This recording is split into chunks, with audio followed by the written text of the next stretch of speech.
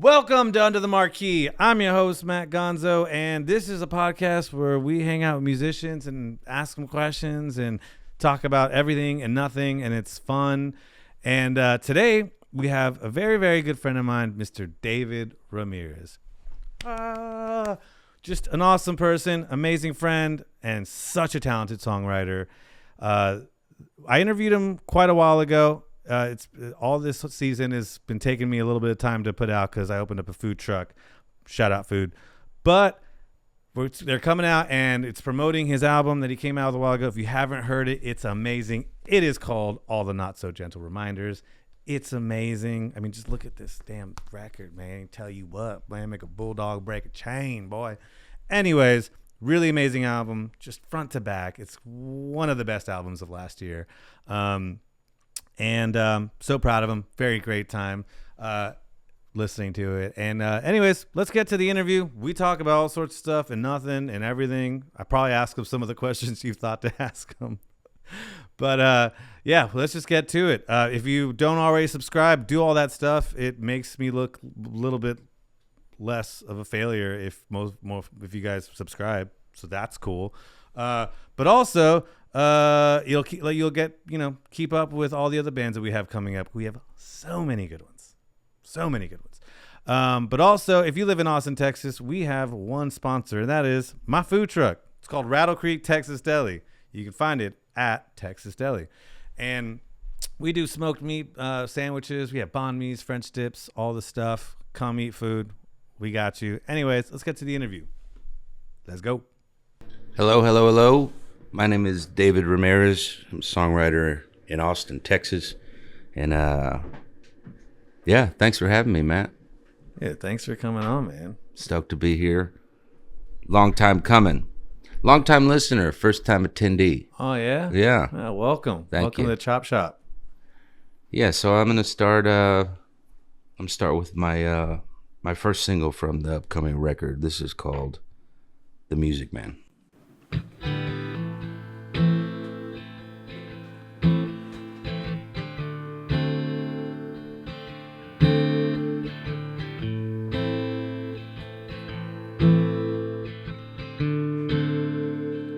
Back when it was all simple, back when I wasn't afraid, back when time was my best friend and I would laugh at the grave. My daddy gave me a Walkman, my daddy gave me a tape. Before I knew any better, put it in and pressed play. So take a look at me now, I'm quite the music man. Take a look at the crowd, all here for the music man. We're all here for the music.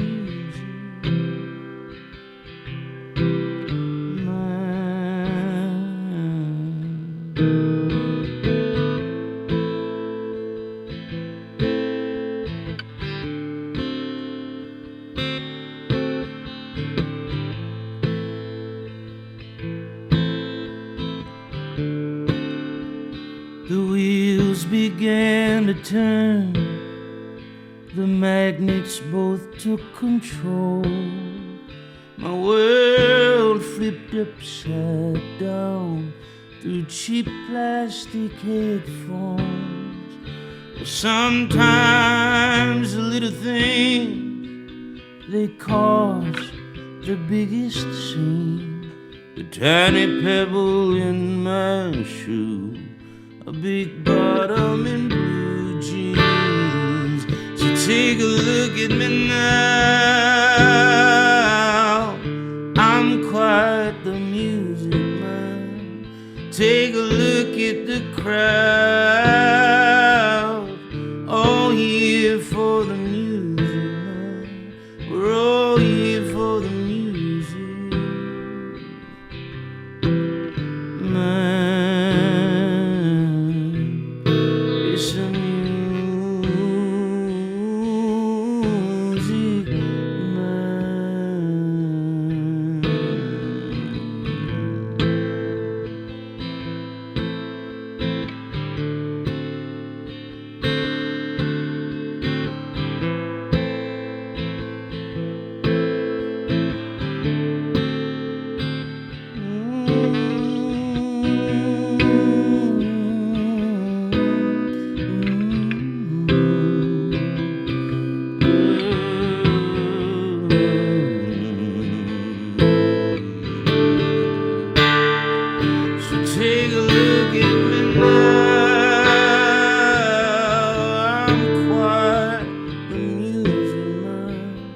Take a look at the crowd,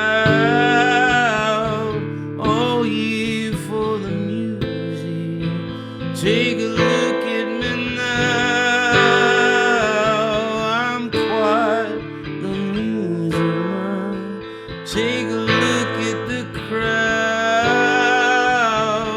all ye for the music. We're all here for the music.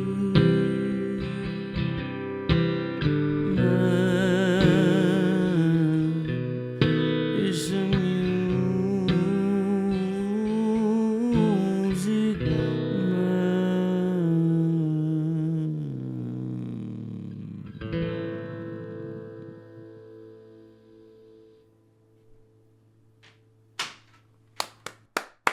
Thank you. Dude, thank you, man. Yeah.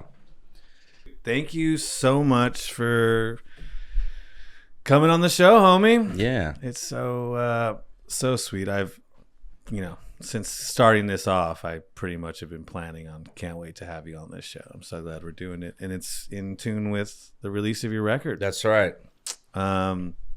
Dude, tell me about this record. Tell me about this song. That song, The Music Man, is often been asked, what got you started and why do you do music, and where did it come from? And I've had many different answers over the years, and as I was writing this record and getting ready to go in the studio, I realized that my love for music really does come from my father. And long before I picked up an instrument or a pen or started writing lyrics, there was just music always in the house. My father likes to keep very, very up to date with new releases, and that's been since we were kids. And so whether it was the radio or just new records that had been released, we'd just kind of sit around and pull out the CD inserts and read the lyrics and geek out about the different bands. And he took me to a lot of shows as a kid, and so by the time a guitar did kind of land in my lap, a lot of those influences had already been set in stone. And then also realizing that I'd never written a song about my father before, it was time to kind of get that in the history books, just for me personally. So, I mean, essentially it's a song about, receiving my first Walkman when I was 10 and my first cassette, and just how those little things have blossomed into, albeit a tiny career. It's a career. And It's a career. And it's not, aside from business and career mindsets, it is the thing I love most and adore most in my life. And had it not been for his influence, and my father does not play music, but he is just the biggest fan. And if it weren't for that, then I wouldn't. Basically, it's like, look at what you did, Dad. Yeah, look what you did. In like Look a what you cool way. started. Yeah, but look what you started. I love that. Yeah.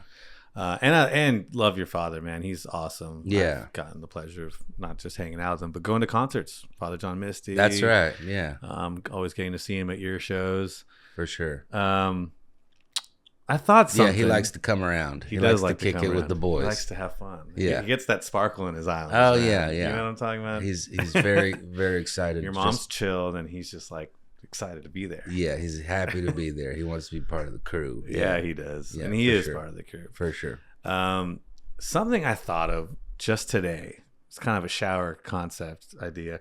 A lot of people are, movies right now. Everybody's redoing a fucking movie, Yes. or prequels are coming out. Like I just saw Dexter prequel was coming out. What? Yeah, now they're doing it from when he was a kid with a different actor. Great. So I was thinking about this, and I was like, Music Man.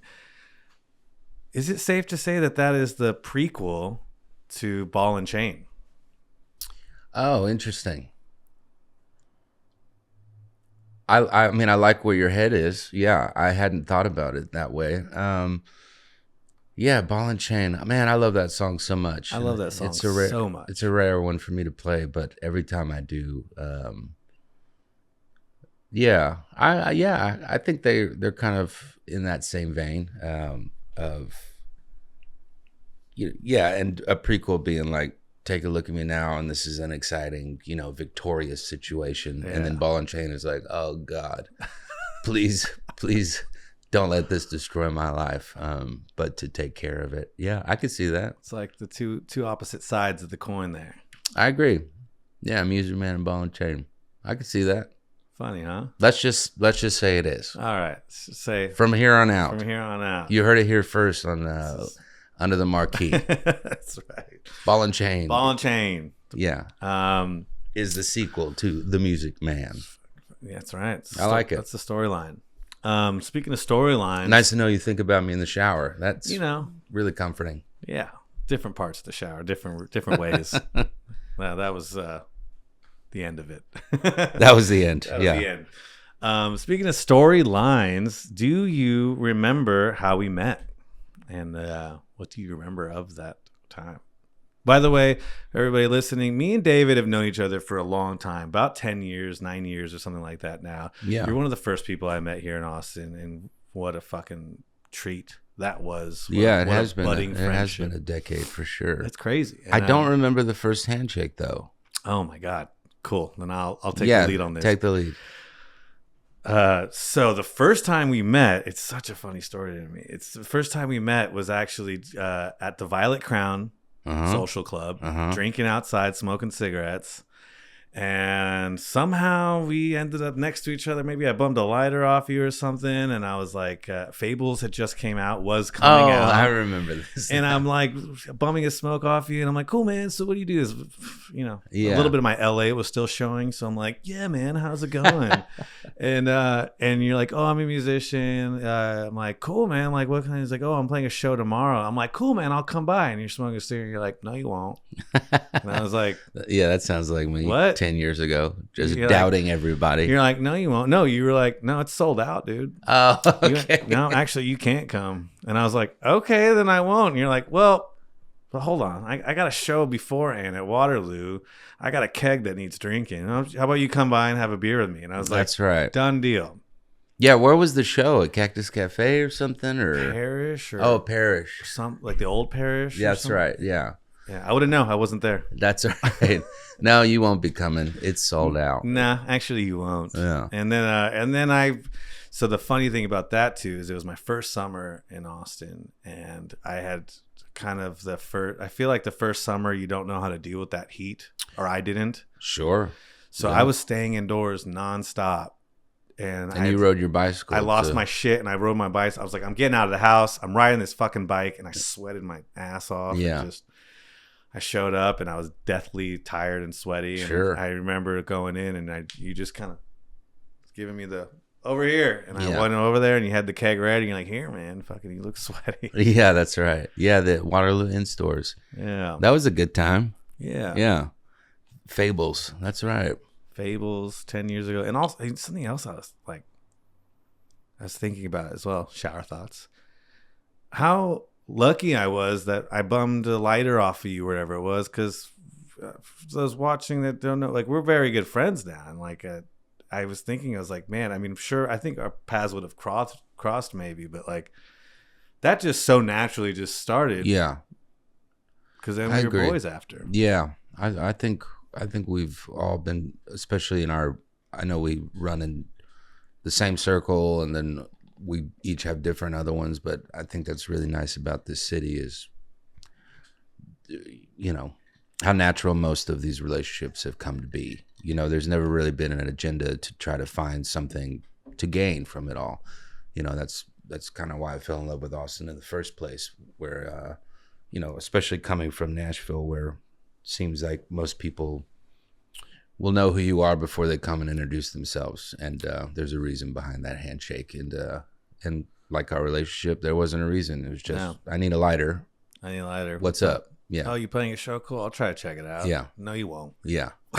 Yeah, me being an asshole. Nah, dude, sorry, you can't. You came back right afterwards with, I got a keg though.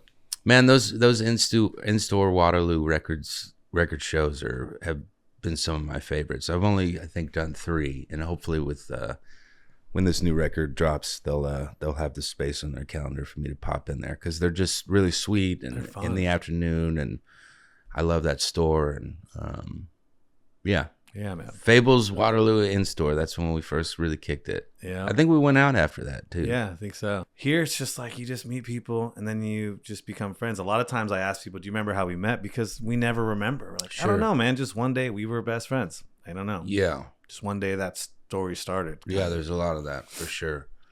I can't believe that was 10 years ago. I know. I'm sorry to remind you. Yeah. Time is flying. Yeah, you did ride your bike. You came in pretty drenched. For those that don't know who you are, that don't know you or your music or your journey, can you give us a quick walkthrough? You know, starting from young David to medium David to older David. Give us like a quick run through of, you know, the life and musical journey of David Ramirez and kind of how you ended up where you are now and how you got here. Yeah, well, I guess I did really start cutting my teeth when I was living in Dallas in the early 2000s. You know, I went up to university there in 2003 I chased a girl. And, you know, that lasted about a year. And because I had nowhere else to really be or go, I just hung around Dallas, you know, just living in the dormitory there at the school. And, you know, everyone had a guitar and everyone was learning, you know, how to cover people's songs. And a few people were writing songs, and just being, you know, dorms. I don't know if they're the same way now, but it always just felt like summer camp, but for an entire year. Mm-hmm. So you just be playing guitar and learning how to write songs and playing the little campus coffee shop. And that led to going to Lower Greenville and playing my first open mic, and later being booked at my first venue. So Dallas got a lot of my early starts. And I went to a very, very small Christian private school called Dallas Baptist University. And maybe on campus, there were 2,000 kids. Oh, wow. So me stepping out to just write original songs and play them at the college campus coffee house, you know, word got around this tiny little campus that there was a guy doing original music. And that boosted my ego in a pretty big way, where I thought I was, you know, king of the hill. And that fueled the ambitious desire to move out to Nashville and become very, very rich and very, very famous. And when I got out to Nashville, it was, you know, just like anything that a young kid does when they get a little taste of reality. It was jarring. You know, I realized that the world wasn't my tiny little Christian school campus. Right. The world was large, and there were millions of people doing and attempting and doing it a lot better than I was, music. And so I lost my spark when I went out there. It got real dark real quick. And I think in my 10 or 11 month stint in Nashville, I only played 2 shows. I was just working this restaurant, and I was just hanging out. So I had no vision in how to achieve this little bitty dream that I had. And so because I was hanging out mostly, that led to me losing my job. And I was unhappy in Nashville because I hadn't yet figured out who I was or who I wanted to be. And so instead of getting another gig, I just sold what I could and kept the things that would fit in my little Kia Rio, which was a guitar and a little keyboard and a couple duffel bags. And then I just hit the road, and I didn't have anything booked. And so I just would play street corners or open mics, or I would hit up friends online who I knew lived in different cities, and I would ask if I could play their living rooms. And that was me living in my car for 6 months and getting to see the country for the very first time, and getting to play my music for people on like a day in, day out basis. And in turn, you know, started a fire that is yet to be put out. And do you think that shaped kind of your sound? Because I feel like a lot of your sound really is like a face-to-face personal connection that you have. I think so. Yeah, it was, you know, I don't think anyone who picks up music, I mean, I haven't I haven't been able to interview everybody, but just from the the groups of folks I know who, when they got their start or they just picked up an instrument or started writing, I don't think anyone ever had the dream to do this alone. The dream was always to be in a band, Right. and to travel with your buds, Yeah. and to see the world and to play rock shows. Us against the world kind of thing. Yeah, like together as a group. And I don't think anyone ever dreamed to just do this alone. That certainly was never my dream. Because I think it's already a lonely business, and you don't want to be off and on stage alone. It gets pretty dark pretty easily, especially when you're younger and you can't really, I don't think, have the capacity to handle all the emotion that comes along with it all. But yes, I think that is what led to my sound, because not only was I writing alone in my room, but for the first from 2008 to 2015, I was just playing alone for folks, and a lot of that was attributed to budget. I didn't have the cash to really pay anyone to join me, but also I think people got used to hearing me by myself, right? And that's what they wanted to hear. Yeah. And so the few moments where maybe it was a big show, like a record release or something, then I'd get some friends together and we'd do it together. And, just the feedback I'd get from folks was very, very rude. We like you alone. We don't like you with a band. And so it's taken a long time to really hone in what I do well, while adding other colors. But yeah, I think that's the story of how it all kind of came to be. And then once I moved to Austin, things really started moving a lot quicker, because I knew that I was in love with it, and I did have a vision from being on the road, and I knew that had really hit, and I knew I wanted to just keep doing it. So once I got here, it was kind of full steam ahead, writing a lot more than I had before, and then playing any and everywhere that I could. I mean, there was a season where when I was living here at the beginning, where I was doing 5 nights a week wherever I could play. Man. And that lasted for a couple of years until I got management in 2010, and he encouraged me to kind of, let's pull that back a bit and maybe do once a month and see how it goes. Right. And then let's start hitting the road, and and here we are. Nice. 17 years later. How do you go about songwriting? Do you start with guitar? Do you start with lyrics? Do you start with melodies? Do you use that all kind of flow and change?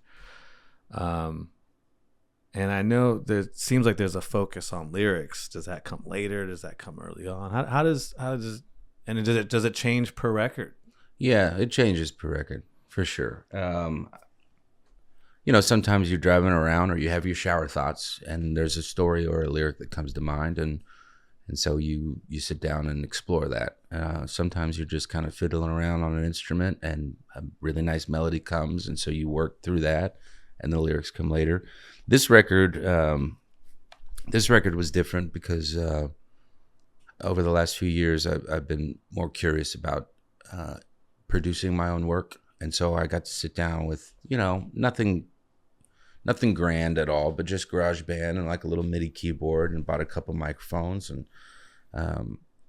just started writing music with no lyrics in mind. Just try to capture some vibe or whatever it is, and then I'd sit down and listen to that on my headphones on repeat, and then start, developing a story out of what mood that music put me in. And so that's why this record to me is very special, because I didn't write it in the normal songwriter way that I would have in the past.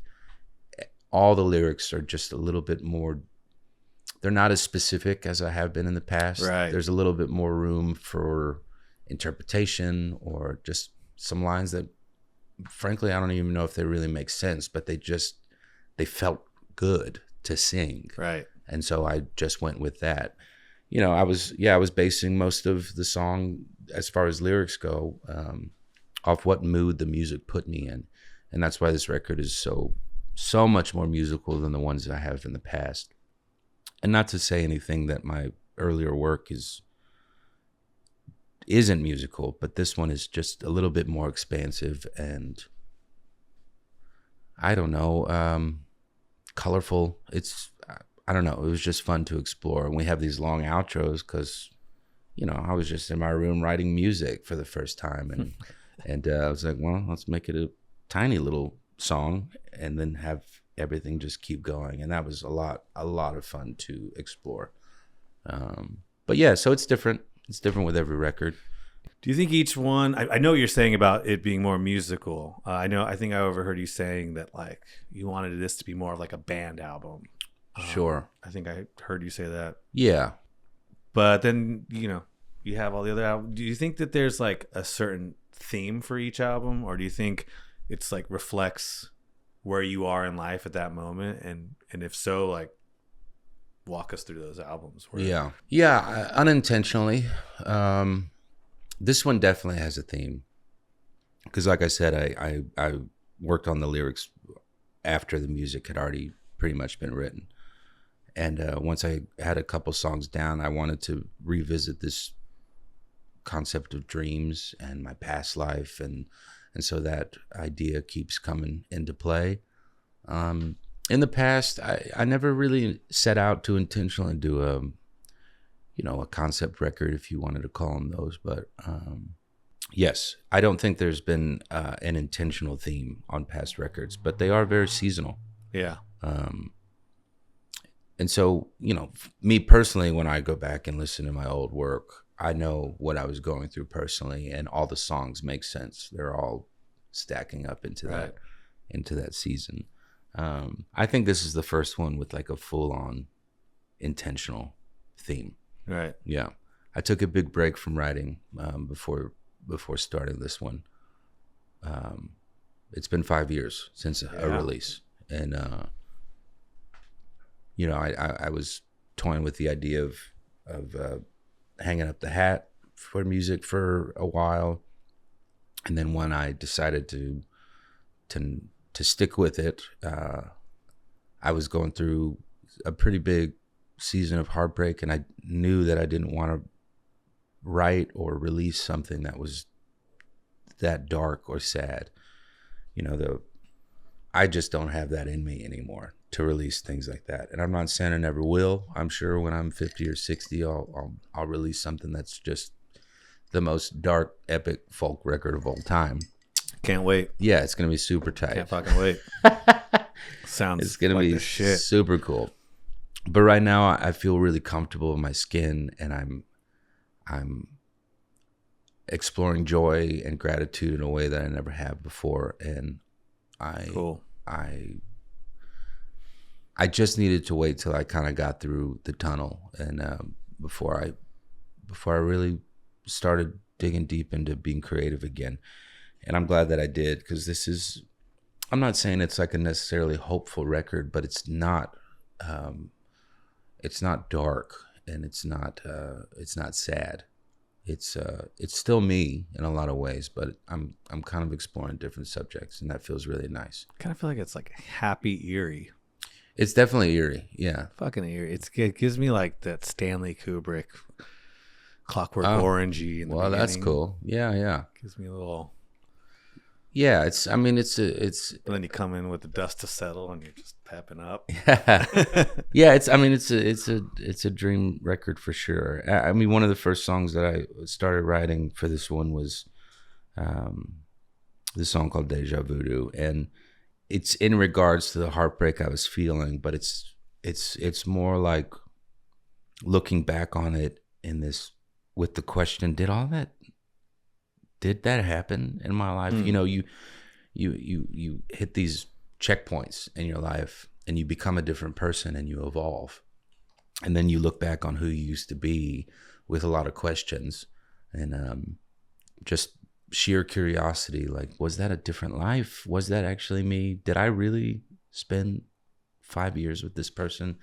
And because you've just grown in so many different ways that it's hard to look back and imagine that you were so young and inexperienced and selfish and idiotic as I as I rightly was, for sure. But so once I started working through that tune, Deja Voodoo, and writing those lyrics, I knew that I wanted to kind of. This is why the record's called All the Not So Gentle Reminders, because you often get reminded about who you were once, and it doesn't necessarily feel that great. It kind of stings a little bit to be like, I can't believe I did that. Jeez. I can't believe that's who I once was. And because you're proud. I am proud of who I am now. And I'm not necessarily proud of who I was during that season. And so that's where the title of the album comes from. And so the rest of the songs kind of have this just dreamlike, like this lucid dream situation that's happening, that's why I think this is my first record that is conceptual, right, cover to cover, and it feels really great as a whole to listen to it. And so hopefully when people approach it, they get that that's where I was coming from, and allow it to play from start to end, and just to feel the scope of it all. Love that. Yeah, man, I didn't realize. Yeah, the Not So Gentle Reminders. I couldn't understand that even anymore, especially with a year ago sitting in a hospital, pancreatitis, curious if I'm going to die. Right. And then, a big part of it being drinking and alcohol and cigarettes, those two. Not to put a bummer on anything, but that's just life, baby. But no bummer. But sitting around thinking about every time that I did something stupid when I was drinking. And maybe somebody that I pissed off. Literally, I had nothing but time staring at a wall on morphine. Yeah. Just sitting there thinking about recapping my whole life and talking about not so gentle reminders. Everything was like things I would have done differently. Sure. Fuck, it hurt for a while. Yeah. As it will. Yeah. But and hopefully you've forgiven yourself for a lot of that stuff. Yeah, man, I literally forgot who I was, and thank you for helping remind me. Thank you so much. You played at my fundraiser Coming Back into the World birthday party after I think a show the day before, and thank you so much. And that was a weird moment in time for me, because I honestly kept getting people being like, "Oh, it's Gonzo, we love you so much," and I was like, I don't know why people like me, dude. I'm kind of an asshole. I'm a piece of shit. And I was stuck in this little cave, sure, of those not so gentle reminders. Mm-hmm. And thank you and other friends that kind of took me out of that hole. So I appreciate that. Well, that's the thing. We're our own worst enemy. Oh yeah, all of us. Oh yeah. And so I think, while you're stewing about maybe some things that you did, maybe some of those things were just made up in your head. Totally. You're missing the big picture of how loyal and generous that you've been to all of us throughout the years, and how talented you are, and with your cooking and with this newfound love of music that you have, and just the passion that you have for life. Yeah. But I don't know. I get it. We're pretty tough on ourselves, and it's hard to get out of our heads and see what other people might. Right. So when you had your fundraiser, it was a no-brainer. It's like, thank you. We got to be there. Thank you so much. For Appreciate sure. that, man. Yeah. Ooh. You got something good? What's your least favorite song you've ever written, and why? I have a few. Do you want to play it first? Yeah, right. Well, the funny part is most of the songs that I dislike the most, I have never released, thankfully.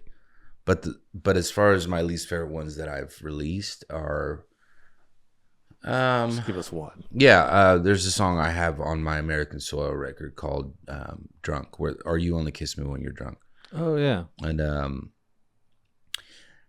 conceptually, yes, it makes sense, but I think I was just so in love with so excited about the hook that I never really spent the required time to suss out all the little nuances of the song to make it really something special. And so when people ask to play it, or ask me to play it, and often I will, if it's like a private party and they really love that song. I'll play it, but the whole time, Is this a private party? but but the whole time I'm playing it, I'm like, man, I really phoned in that lyric, or I didn't really even try, Right. because it was all just about the hook. And so those tend to be my least favorite songs, where I know that had I really put in a little bit more effort, it could have got across the finish line, Right. with just a lot more strength. But those are things that will bother me and probably not bother anyone else. But and that's the funny thing too, because you get asked these questions, what's your least favorite song, and then you answer it, and then people are like, but I love that song, I think it's great. Sure, you might love the song, but Yeah. it's what it does to me. 100%. Yeah, for sure. I mean, that's why Radiohead won't play Creep. It's our favorite song, but Yeah. they fucking won't play it. Is that right? They're done. Oh, they stopped playing it like 15 years ago. Oh, bummer. And they like fucking just shat on it constantly. And then the only time I saw them like kind of come back and give it some love was when Prince played it, and they were like, and then the record company took it off of YouTube because Prince played it at Coachella, and he fucked it up like in the best way possible. Oh, sure, of course. And then they took it off, and then Radiohead demanded that the record label re-release that on YouTube so that's available to see. Well, yeah, if Prince covers your song, then it'll immediately make you rethink. I got to see him 3 times. Prince? 3 times. Oh my God. One time was 2 times were in Los Angeles, and 1 time was in Australia. Secret show after an arena for like 200 people. Oh my God. Insane. Right in front of me. Yeah, that's wild. Insane. He was the color purple. No doubt. Yeah. Wow. Do you consider your music sad? No. Yeah. No. I consider it to be thoughtful. And maybe people interpret being thoughtful as being sad. No. I think Elliott Smith's music is sad. Yeah. But I don't think that I am. There's always been, I've always intentionally, as heartbreaking as a song may be, or as shit talking politically or socially as some of my songs may be, I've always tried to sprinkle some kind of hope in there. And no, I don't find my music to be sad, but I also listen to pretty sad music. So in comparison, I'm like, well, I'm not that. Mine's happy. Mine's happy. I mean, but in the same breath, I wouldn't call what I do happy music. But there have been really nice moments where I can understand why someone would view what I do as sad. I mean, that's I'm not saying it's sad. I was just curious because I know. Sure. Well, I do get that label a lot. Yeah. And it does upset me because I don't think it's sad. I think it's thoughtful, and maybe people just don't have the capacity to think about themselves or the world around them without just feeling beaten up. But right. But yeah, I have met people. I know you had Vasquez on here, and he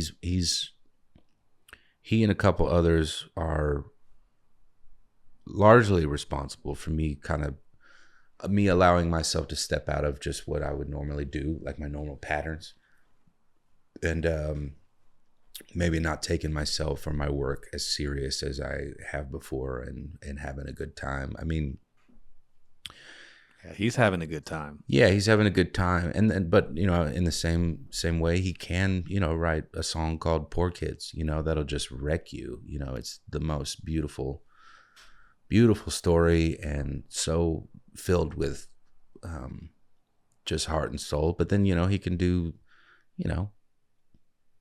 the songs that we did off Heat Stroke, off Glorietta, yeah, which is really fun. But he's helped me out a lot in that, because yes, not everything has to be filled with thought.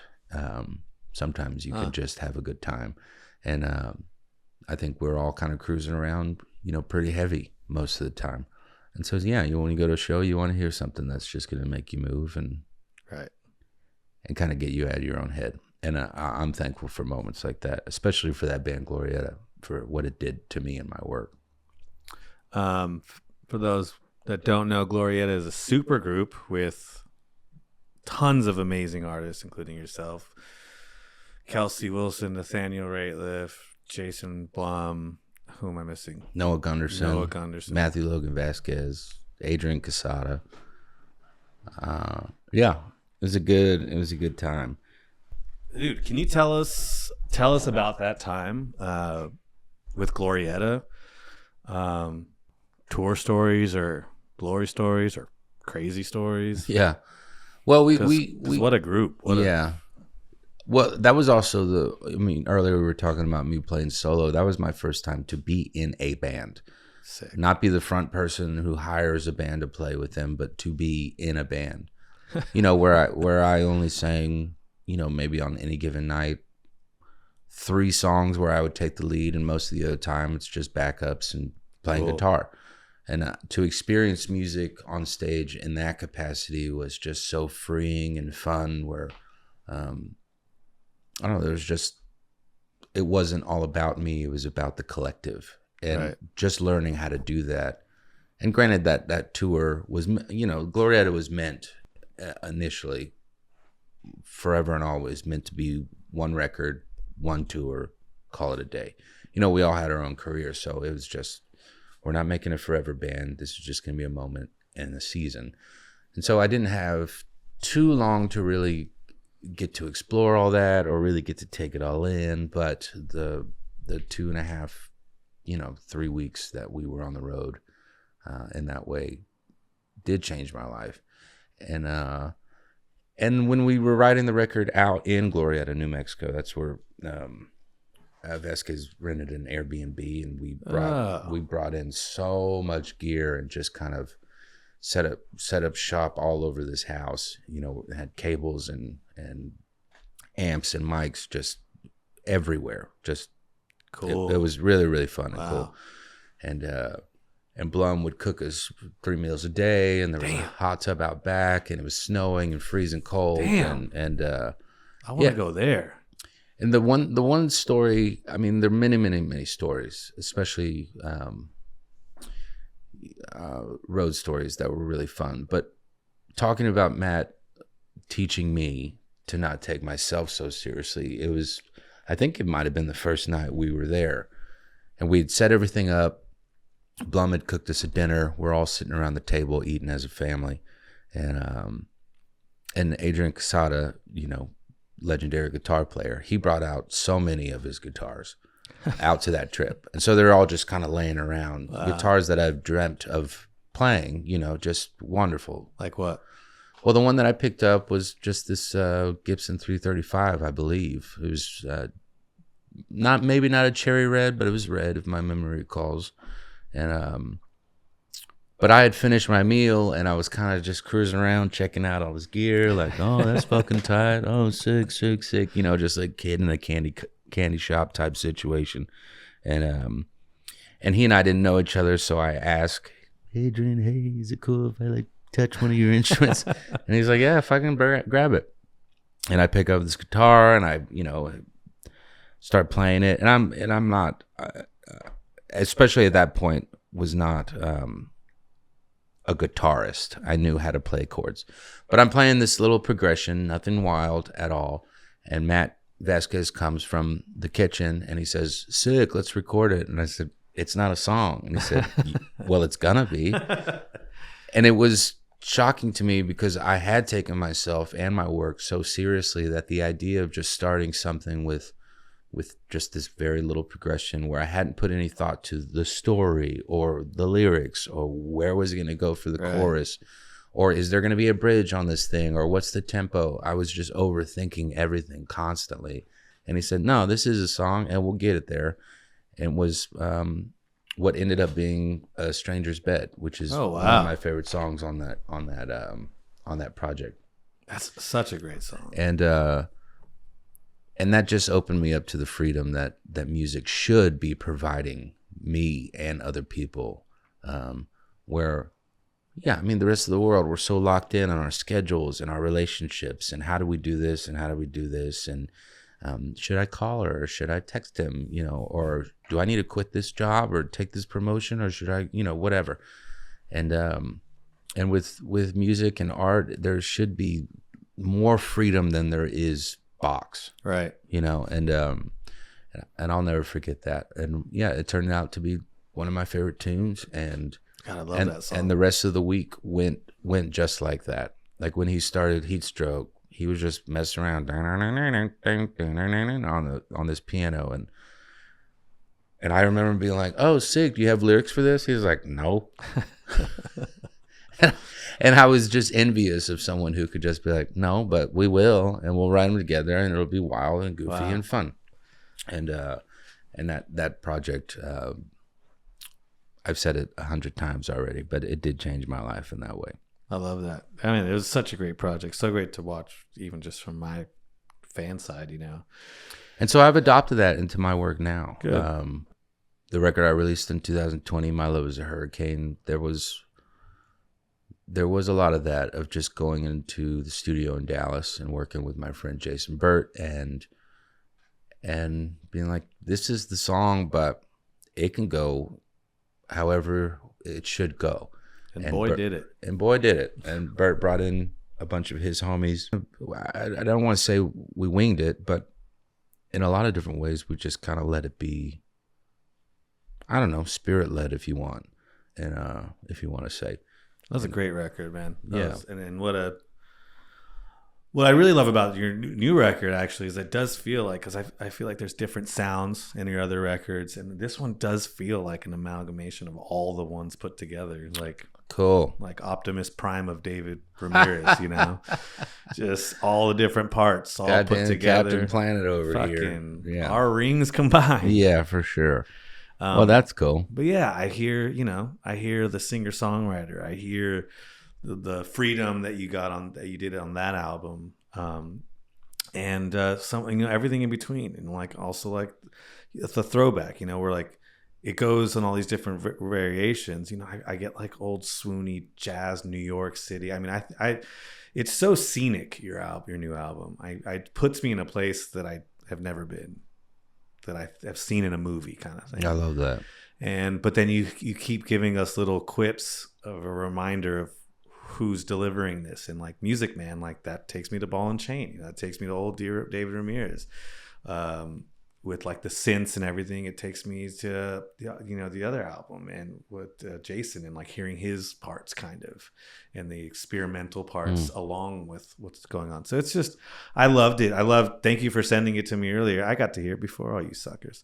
It was so cool to hear all of it. I remember I texted you my whole thoughts on your new album, and I ended it with, I know you didn't ask for my opinion, but no, I love it. That's great.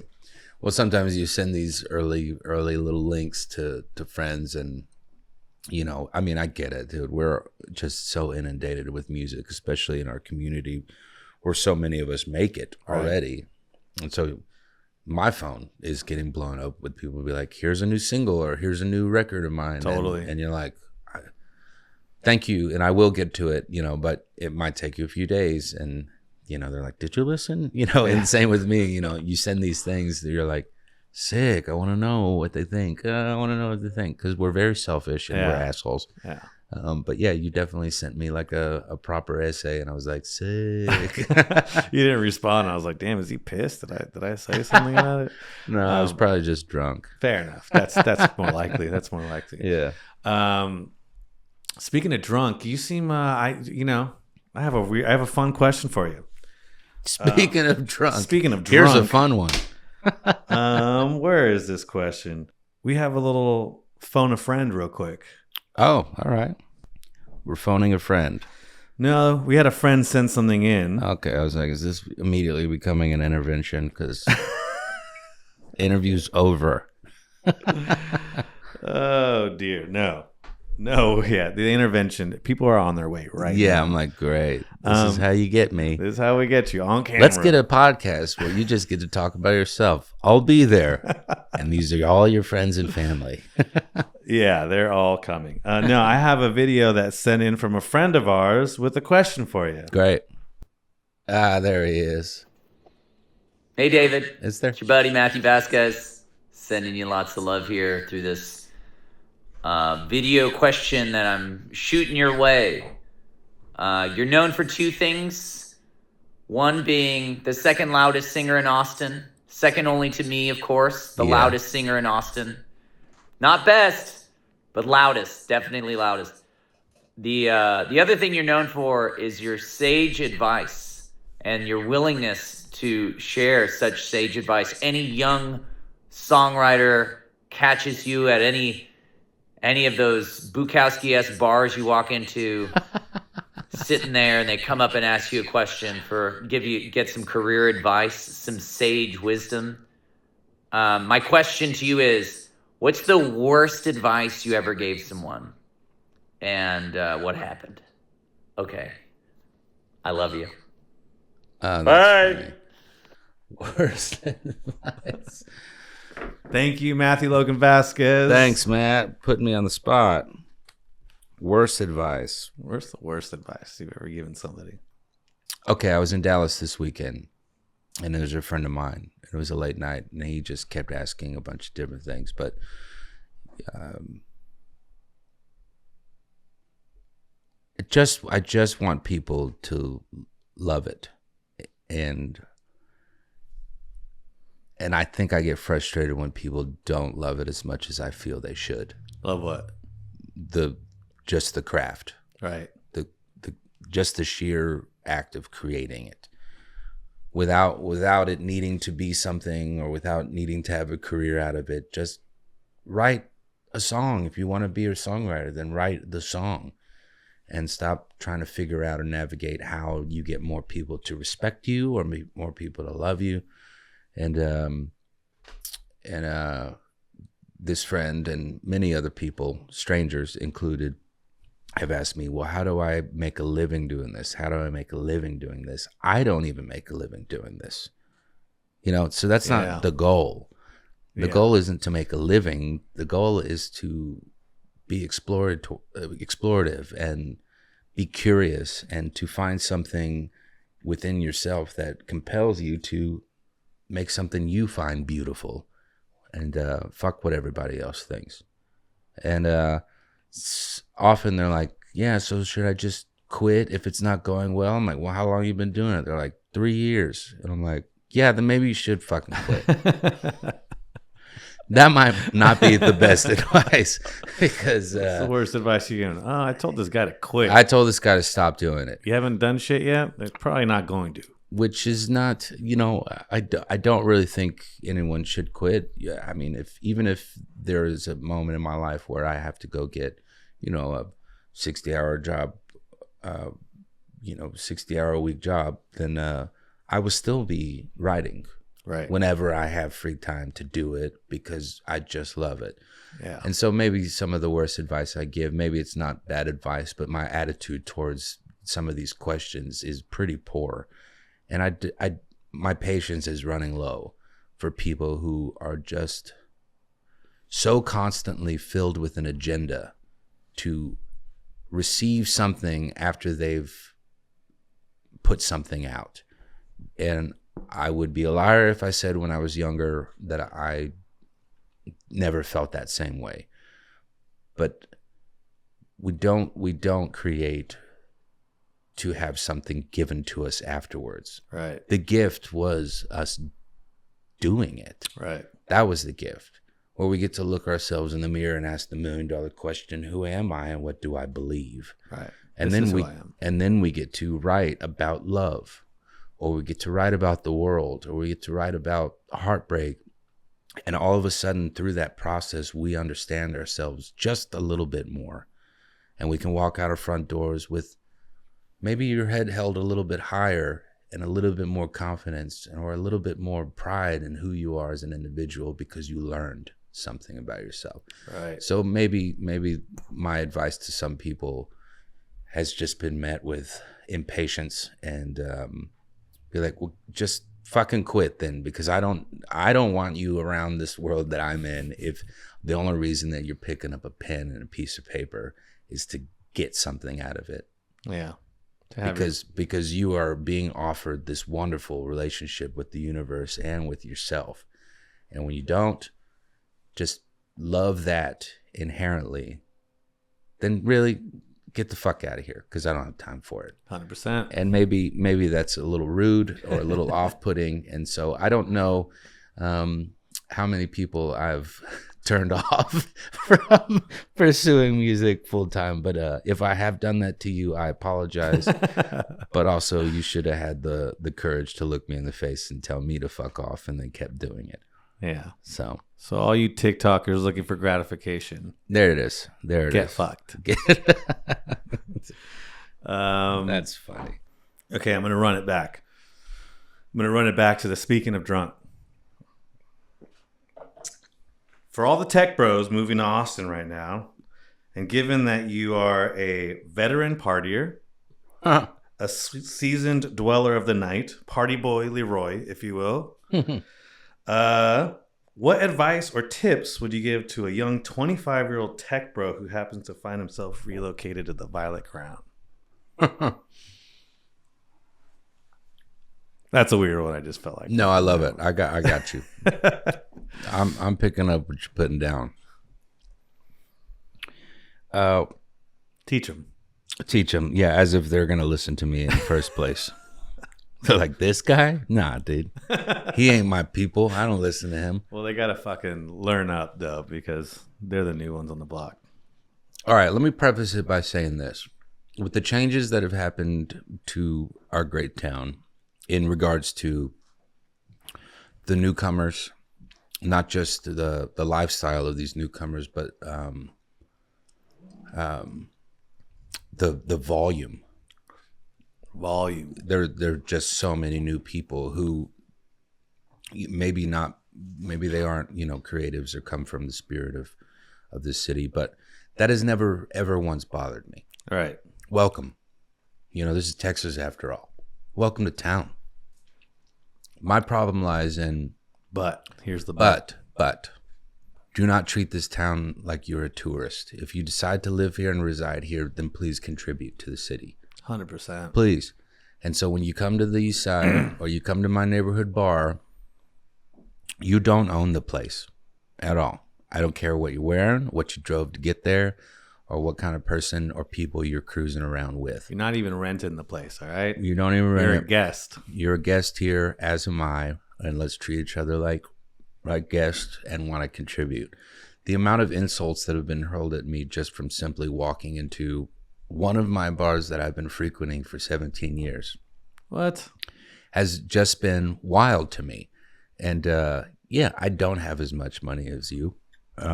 Yes, I quite possibly don't have the influence that you do if you are in the tech world. But nobody gives a shit in this town. Nope. Only you do. And that attitude is not going to survive here. And if you were talking to someone else who wasn't me, I imagine that you're going to get your ass kicked. And thankfully, I'm a very passive individual, and it's fine. But the way that I've been talked to by some of these new folks has just been pretty wild. Give us an example. Yeah, I got called. I'm not going to say it here, but I got called the F word for wearing overalls in Liberty, which was wild. Wow. And then I looked at the guy.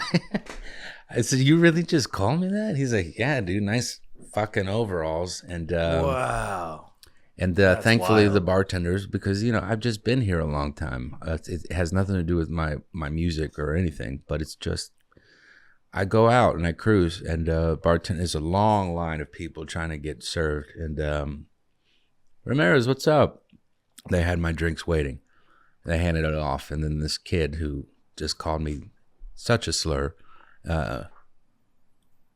was very angry that, but we've been waiting here for so long. And I was like, well, fuck you, dude. Welcome to town.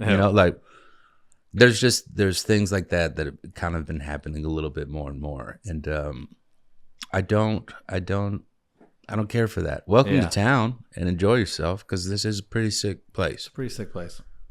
But you don't own it. And it's just a bummer. I want everyone to contribute a little bit in some way, shape, or form. This is not a city for you to just stack bills upon bills upon bills. Yeah. There's some really deeply lovely and creative folks here who, at the end of the day, just want a place to go have a nightcap and shoot some pool and chill.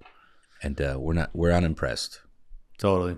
But be a part of the family and kick it with us. Exactly. This will probably get cut out, but speaking of being called an F word, you ever been called an F word by a gay guy? And is it not just the most beautiful thing ever? Oh yeah, sure. Oh, just yeah. it's a treat. When I'm feeling down and out, on whether or not I look handsome or if I'm cute or whatever, I'll go to Rain, dude. I'll go to Rain and I'll get called baby and darling and sweetheart. Ooh, and that ego be boosted up. Just boosts me up, because no one's. You get in trouble, you call someone baby or sweetheart. But if another man behind a bar and like a little halter top calls me darling, then I'm like, all right, I still got it. Fucking set. I still got it. You know who taught me that lesson? I was 16 or 17 years old. I was working at a pizzeria with Mickey Avalon, and you remember him? Yeah, yeah.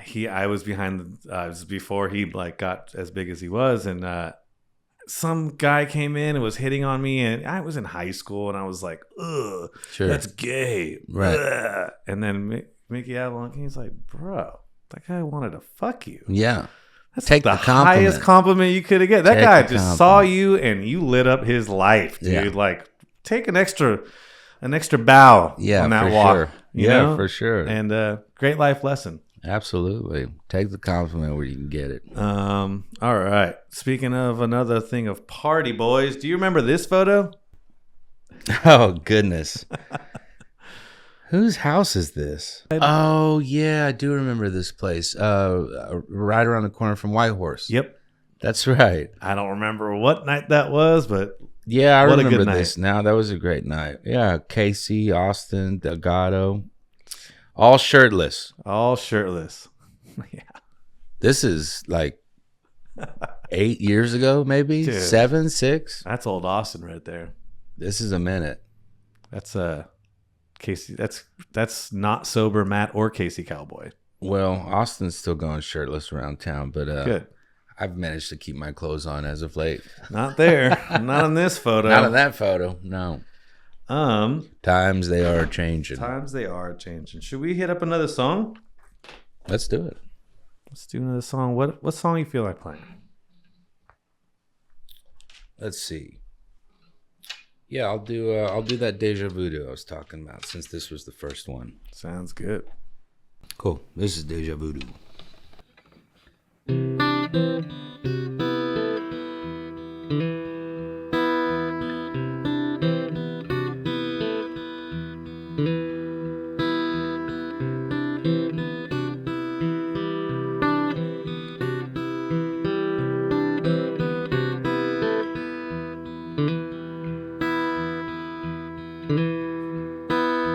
Maybe it was in another life. Maybe it was all a dream. A tiny morsel magnified. Nothing is as it seems.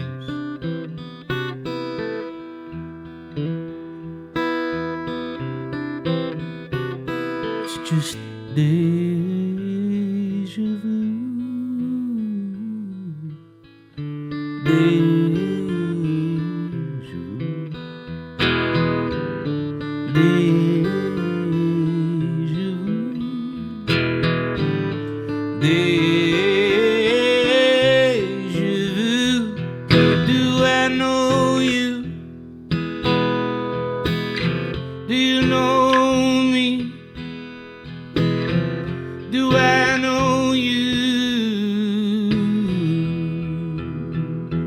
at all?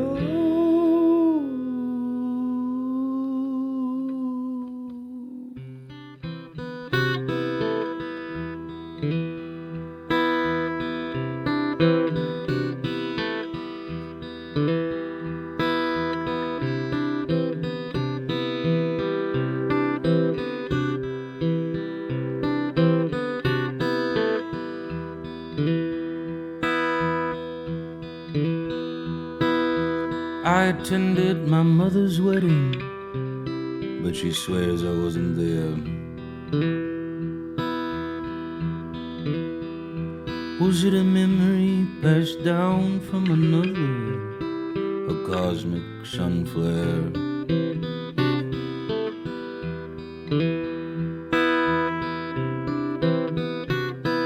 Just deja vu.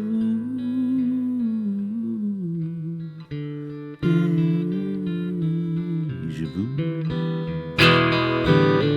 Deja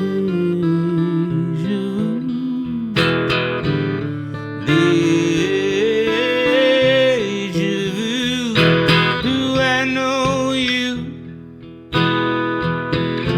Do you know me? Do I know you at all?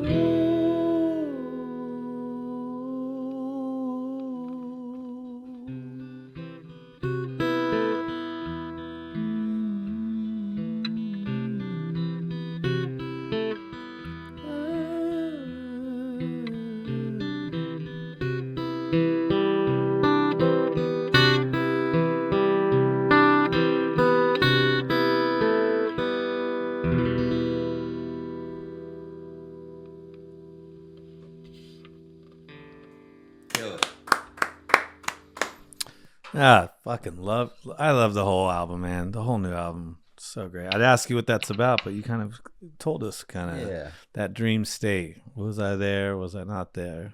Yeah, there was this little article I was reading about, because we know we get, be it DNA passes down, and that can lead to, different addictions, personality types, things like that, from our ancestors and, the people who came before us. But there was this little article I was toying with a few years ago, right before I started writing that song, that talked about maybe memories are also passed down, which was a really interesting thought, and something that some researchers or scientists somewhere are looking into. I'm not sure how in depth it all is, but it was a really fascinating article to read, because I remember being a kid and 4 or 5, whatever it was, telling my mother and father that I was at their wedding, which I was not. I was not born yet. But I have this very vivid memory of sitting next to my grandmother, my father's mother, and watching my parents get married. And they, I tell my parents, yeah, I was at your wedding. I was at your wedding. I remember it. And they're like, you weren't alive yet, Right. And when I was reading this article, I was like, maybe that's what that is. And who knows if it was or if it wasn't. That's not what I'm saying. Just the thought was so consuming to me as I was reading it. Maybe this memory of my parents' wedding was a memory from somebody else who was there, who I'm related to. Wild. And then when I was born, just somehow in like the data that comes through DNA, that was transferred to me, and that's just this memory. And so that's where that second verse comes from, and it's one of my favorite things. Cool. Favorite things to sing. I attended my mother's wedding, but she swears I wasn't there. Was it a memory passed down from another, a cosmic sun flare? And that article really, really helped push that song to the finish line. Cool. Yeah, right. Yeah, sorry. It's got me in my heavies. No, we can take a breath. You take a breath. We can take a breath. All right. Well, going on memories. We have so many fun memories together. What is your favorite memory of our friendship? If you want, I'll go first. Actually, I'm gonna go first. Yeah, go first. Aside from when we first met, and you telling me I wouldn't be at your concert in the funniest way possible. And just that whole experience. One of my I was thinking as I had this question for you, because I was like, man, we've had such good times. I was like, well, what's one of my favorite memories? And I still have it. Do you remember this? I do. One of my favorite memories. One Christmas, David invited me and a bunch of his friends to the bar. He said, I got an open tab. come say hi. And It was friends. It was during COVID and friends who couldn't go home. wow. Yeah. Yeah, and it was like 5 or 6 of us. Yeah. I showed up and you're like, tabs under my name. Get yourself a drink. Also here. And you gave me this. Do you remember what you wrote? Not specifically, but I remember giving you a Christmas card. Yes. It's the only gift I got that Christmas. Yeah. And it was so sweet. And what a gift it was, man. You're welcome to keep it silent for the ethers, or you're welcome to read it I'd like to read yourself or aloud, because I I'd thought like it to was read just the most fucking special thing ever. That's right. But And that's true. Yeah, Gonzo, most folks will look back on 2020 and call it a wash. This is why having friends like you around is incredibly inspiring. Proud of you for starting your own project. And I can't wait to hear the final product. That's true. I think a lot of people gave up and you were like, nah, dude, I'm going to start writing a record and writing music for the first time, which is not something that was new to you, but as far as like writing your own lyrics and your own songs, for sure. yeah. I know you've been in music for a minute, but in that capacity was really cool. Thanks. And then coming over to my patio and showing me the demos and everything. It's great. And me running the lyrics by you. Yeah, it's like I'd written music before, but honestly, actually, I could thank you a little bit for it. I had never found my voice. I always wanted to sing in a higher register. I always wanted to be the high-pitched singer. I always wanted to do this or that, and I finally leaned into that lower register based off of hearing you play over the years. Other bands like I'm blanking on it, like Timber and some other ones. And just like let me lean into this lower register, and thank you for that. But that was one of the sweetest things. And it made me feel so good. Like, you know what? It wasn't a fucking wash. Let's do this. Let's go.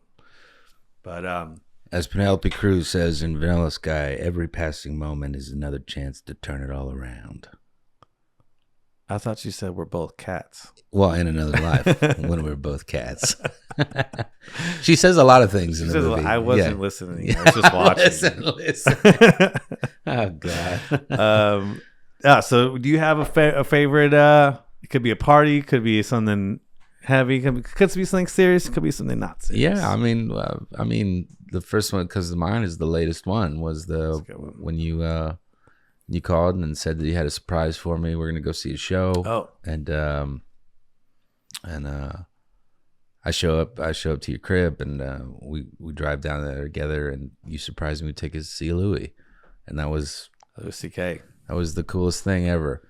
But it wasn't just that it was Louis. It was your heart behind the gift was just thanks for always being there for me and being on my team. And this is just like a simple late Christmas present or late birthday present or whatever you wanted to call it. And what was that, a year and a half ago now? Shit. Yeah. Time's flying. That flew by. But yeah, it wasn't just the fact that you're taking me to see this big show and we were on third row and you took care of my drinks, but it was the sentiment behind it. It wasn't just I want to go kick it with a homie and here's a ticket. It's I chose you specifically because of our history together, and that meant a lot. Yeah, man. People don't really gift me a lot of things, so that was sweet. I was just thinking back to all of our times, things like that letter or things to just like, you're one of my first friends I met out here, and the amount of times I've been backstage at a concert meeting some of my favorite musicians just because you're like, yeah, he's with me. Come on in. Yeah. You really opened that door. So yeah. That's why I wanted to thank you. Hell yeah. That's going to take me to my next part. My favorite part of this show that we have is I bring out food and we're going to eat food together. Oh, sick. And I try to think of something... right after I steal one of your crackers. Sorry about that. I didn't know that was coming. It was a blood sugar emergency. Yeah. I try to think of what's a dish that exemplifies the person that I'm sitting with. Okay. And I was asking some people around that are friends, what do you think he likes to eat? Oh, and God, I'm curious. The consensus that everybody said was, I don't think I've ever seen him eat food. I think it's a strict diet of tequila, cigarettes, and beer. No, that's not true. I reserve. People have said this to me a lot. We never see you eat. Do you eat? And Like 3 people were like, I've never seen him eat food. yeah, well, I don't. I don't often get invited to dinners or things like that. But everything's just so on the go in my life, especially with tour, that I snack intermittently throughout the day. Totally. And then if I'm gonna have a meal, it's gonna be me at home, sitting down, 100% alone by myself to really enjoy something. And then I do go out and treat myself very often, at least once a week, to like a solo dining experience. But I'm alone by myself, where I can either bring a book, hell yeah, or I can play New York Times games, and I can have a martini, and I can really go to Chowtown. And that is one of my favorite events that will always and forever be part of my my routine. I will go to Vespaio and I will sit at the bar and I will get a martini and I will get the cacio e pepe and I will actually get dessert and then I'll order a couple of glasses of wine, and that's my thing. But yeah, a lot of people have brought up to me that they don't see me eat, and it really concerns them. But I'm like, I get that you're concerned that I, first off, don't put food in my face, but you're also concerned that I'm maybe partying a little too hard. But would my skin look like it looks today if I was not eating? No. Yeah. I mean, check this out, gang. I got a nice looking skin. But I think it was less the you're partying too much. It was more just like, no, I've just never seen him eat food. But well, I keep it really private, and then it's not an embarrassing thing. It's like just this more like spiritual like thing where I just want to be alone and I want to enjoy it, and without the conversation. But yeah, if you want to invite me over for dinner, sure, I'll do it. So I'm curious what you pulled out. Is it just tequila and beer? It's just bring out the tequila. It's funny that you say that though, because I'm the same way with eating. I mean, I will eat wherever the fuck. But also, if you were, let's just flip the script real quick. They'd also say some shit if you were just always snacking. Imagine David Ramirez just always like, yeah, what's up, guys? I'm like Brad Pitt in every movie, just like always a little bag of mixed nuts. You know what's funny though is that people, this isn't the case with you, but it's something that's a case with me. I like to eat by myself too, but in particular, it's funny whenever I invite somebody out to go eat, and often people will be like, "Oh man, I already ate, but I'll come with you," or "I'm not hungry, but I'll come with you." Yeah, like fucking hell, you will. Yeah, I hate being watched. Oh yeah, if somebody watching me fucking eat. If you already ate, you're staying home. I'll see you later. Yeah, for the amount of times people have said that, like, "Oh, just come and I'll hang out." Like fucking hell, you will. No. I'm not gonna sit there and I'm just like, shoveling food in my gullet. No, I love food. I mean, we come from a family that eats, and we love it. But you know, in my life, there's conversation constantly, you know, and I do enjoy dinner parties for sure, but that's its own thing, right? You know, I if I'm gonna go have a meal, I'm gonna enjoy every single bite, and I'm gonna splurge, and I'm gonna drop $100 and something just on me to just chew in silence. Can I please just chew in silence? Love that. Yeah. Well, I deep dove and I thought about it, and I was trying to figure out what the hell to feed you. Yeah. What's something that encapsulates our friendship and you. And you've been such a comforting friend that I thought, let's go comforting food. Love it. And of course, since you're my Latino Mexican brother, we got to go Mexican comfort food. Love it. So I was trying to figure this out, what to do, which route of Mexican comfort food we were going to go. And I decided to go one of like 5-year-old Matt Gonzo's favorite fucking things to eat. Sure. So we're going back. We're going back real quick. Give me a second. I'm going to go whip it up and get it ready. Great. Love it. And you just stay right there. Okay, great. I'm going to pull this thing out. I've never seen him eat before. That's hilarious. Yeah. All right, and we're back from some technical difficulties. And we have a surprise. Keep your eyes closed. Let's see if I give you guys on the screen a little bit of an example of what we got going on here. And David, open sesame. Oh, sick. Bro, you ever had deep fried potato tacos, bro? Of course, homie. Good. Is it a pastime of yours as it is mine? This is, I don't know if it's a pastime, but it's a good time. Dude, so mashed potatoes, deep fried, and then you put the El Pato sauce. Important that it's El Pato sauce. You ever had that? I don't know. The one with the duck on it? You get that, you put a little chicken bouillon on it, then you cover it up, and then you put a little shredded lettuce or cabbage. My mom reminded me that in our household we do lettuce. I thought it was lettuce. Yeah. And then a little bit of crema. This is killer. Dude, take a bite. Let me know what you think. Here you go, guys. Here's the moment of truth. David Ramirez eating food. Look at that. Everyone's going to be so proud of me. Cheers, Holmes. Cheers, Holmes. Thank you. You're welcome.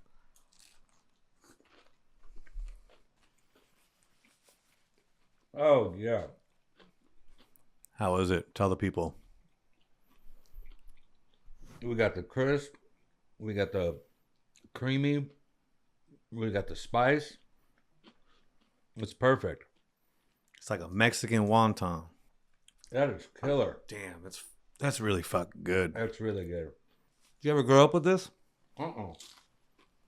You see how this could be a killer comfort food for a 5-year-old little Mexican gonzo? Or any person that's 5 years old. Fuck mac and cheese, dude. Give me mashed potato tacos. This is so good. Amazing. We get another Rambler in this bad boy. Let's do it. All right, I'm going for round 2. Oh, yeah. I'm halfway there, Holmes. All right. Yeah, we didn't. I mean, my mother, she isn't Mexican. Yeah. So the food that we grew up with was not Mexican food. I mean, I'd go to my grandparents' house and, we'd do flautas and sopapillas and What'd your mom make? tamales. What was your mom's dishes? I mean, it was all classic stuff, especially for us kids. I mean, it's just, goodness. I don't want to out my mother here live. But they got married as kids, 18 years old, had me the next year. Before they were 30, they had 4 kids. Not a lot of money in the house either. Yeah. So it was ramen Mondays, or Yep. grilled cheese or pimento cheese or spaghetti meatballs or, all pretty basic, just American household stuff. But she started getting into cooking after we had all left the house. She finally had time to hone her skills. And now she kills it. Going home now and eating with my mother was quite the treat. Here, I got a couple rapid questions for you. Let's do it. Have you ever been starstruck? Yes. And with who and what? I was telling you that being raised by my father introduced me to new bands, new artists, things like this. When I was a freshman in high school, my father would drive me to school. Had a long drive, about 40 minutes or so to the school that I was attending, and that was the year that Fiona Apple's Tidal was released, and we listened to that entire semester every morning. And she's just been a hero of mine musically and lyrically since that time. And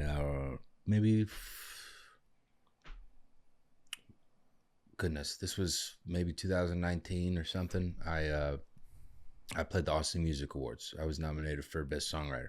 And so they invited me up to sing a song, and I got to be up there on stage doing one of my songs with Charlie Sexton, which was a dream come true. Awesome. He has since become a good friend.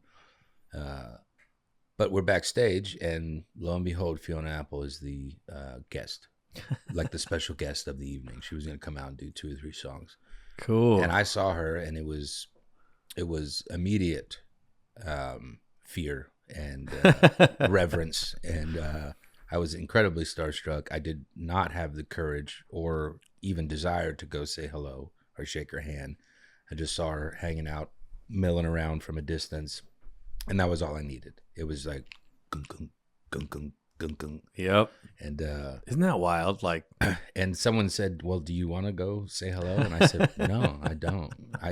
And not in a way of don't meet your heroes type of thing, but like this, I have nothing to say to Yeah. you. I have nothing but just love and adoration for this woman as an artist, and I was fine. Just seeing her, just being in the same space was enough for me to have made my life. Yeah, and then walking in the White Horse, and catching Bill Murray two-stepping at one point, that was Jesus. That was one of the things. I'd walked in and Jonathan Terrell was on stage playing. And, what a night! And I was at the bar, and Terrell's gal, she was also at the bar, and she said, "David, you need to come to the dance floor with me." I don't two-step. No, I don't either. What are we going up there for? And she said, "No, you'll see when you get there." So she leads me up to the dance floor, and there's a crowd, a circle. You've been in the Horse. There's a circle around the stage while people are dancing all in the middle, and I'm like watching Terrell. I'm like, "Yeah." And what are we looking at? And she said, "Just look around." And so I started looking around, and I spot Bill, just twirling gals around, biggest smile on his face, just having the time of his life. Which, from my understanding, he's always just happy to be there. And I love that. And my first move was to go out to the patio and call my parents. You'll never guess who's at the White Horse. And I tell them Bill Murray, and they're like, "Well, did you go say hey?" I said, "Hell no, I didn't go say hey. The guy's cutting up a rug. I'm not going to interrupt." And that was another one that really floored me. But I don't know. I think there are only few people on the planet that would make me feel that way. And I have no interest in interrupting their moment to introduce myself. That's so fun. Those are my two, I've had a great fortune of meeting and hanging with some really, really influential and talented folks. And it's always a lot of fun. But Fiona Apple and Bill Murray were... Dude, I'm the opposite. I'm the run up to them immediately, be like, "What's up? How's it going?" You do that to Gordon Ramsay at some point? It's funny you mentioned that. Yes, I'm so surprised you remember that. Yeah, that happened with me at the White Horse, right? At the White Horse. Yeah. I ran up to him, and he was taking a photo with somebody, and I was like, "Hey, man, can I get a photo?" And I'm not even a huge fan or anything. I just fuck it. It's Gordon Ramsay. Sure. And he's like, "Come on, man. Right. Come on, dude. I'm just trying to get a beer with my friends and stuff." And I was like, "You're all right. That's fine, man. No worries. He's like, "Hey, how about this? At the end of the night, when we're all heading out, we'll take a photo together if you're still here." I said, "Cool, done." And he goes on his way, I go my way, and then they're kicking everybody out. He's being sweet and kind, not knowing that you're lurking in the corners waiting for that moment. Just sitting there. No, I actually forgot. He promised me if I was still here. You remember? Yeah. No, there was the end of the night, they're kicking everybody out, and I was walking, and sure enough, he was right next to me, and I was like, "Hey," and I ran up to him, and then security guards stopped me, and "Hey," and he went, No, I promise. I was like, "You promised, bro?" He goes, "No, he's right. All right, let him come there. Yep, no, I promised you. Let's take a photo." And that photo, I'll put it somewhere around here, is hilarious because he's totally just like, this motherfucker. Yeah, he's like reluctant, but he did it. He followed through. Yeah, I do have a Fiona Apple story. I'd like to hear. I also met her. I met her once, and I wasn't a huge fan or anything growing up, but I definitely appreciate and adore her as an artist. Listening to you say that reminds me, I want to go back and listen to Fiona Apple and give it. She's the best. She's just the best. Give it a go-to. But I met her once. This is back living in Venice Beach, and I was on a bar in Main Street. I think it's O'Brien's or something.